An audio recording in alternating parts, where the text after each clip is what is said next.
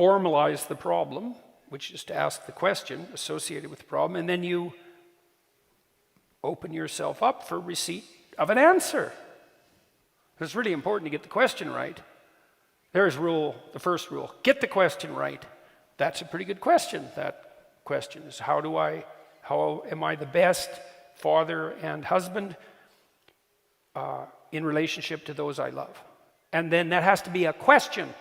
And then you can ask yourself, think, okay, well, how would have I liked my father to have conducted himself? And how did fathers that I knew that I admired conduct themselves? And how did great men in history who would be models for fathers conduct themselves? And what is the eternal spirit of the redeeming father? Those are all the same question at different levels of depth. And if you ask yourself that question, you'll stumble towards a revelation of the answer. And then it's incumbent on you to embody that, to act it out.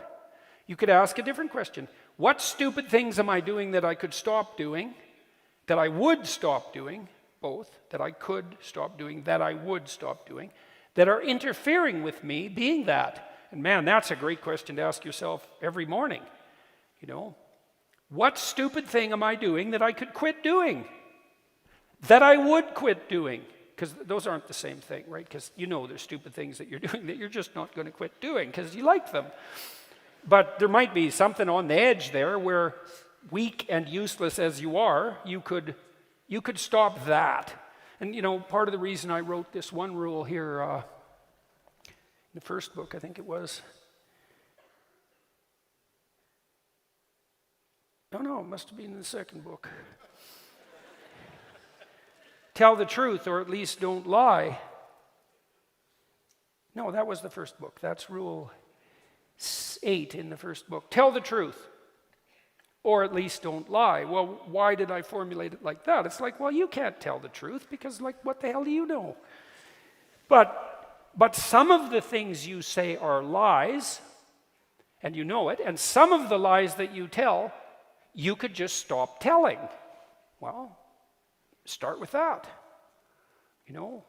Incremental death and regrowth. Incremental death and rebirth.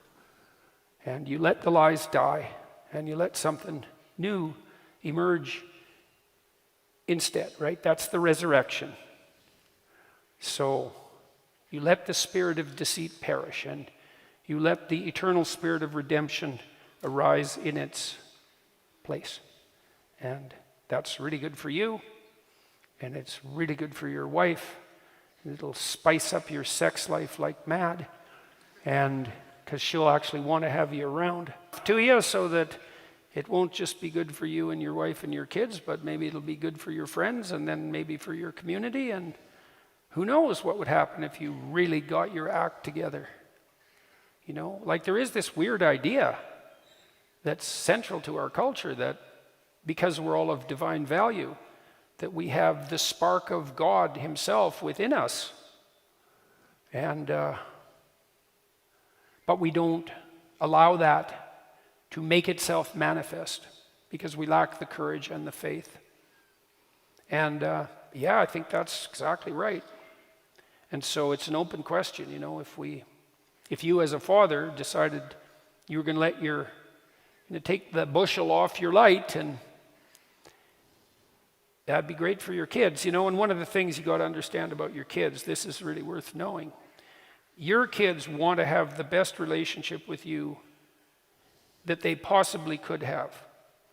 They're 100% on board with that idea. Way more than anyone you've ever met in your life.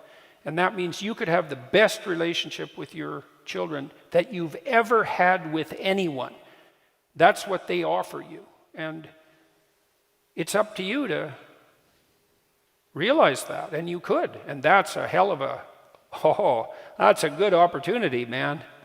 Even if you've been beat around a lot and betrayed and hurt, you've got those little kids and they're thinking, what do you want to do, Dad?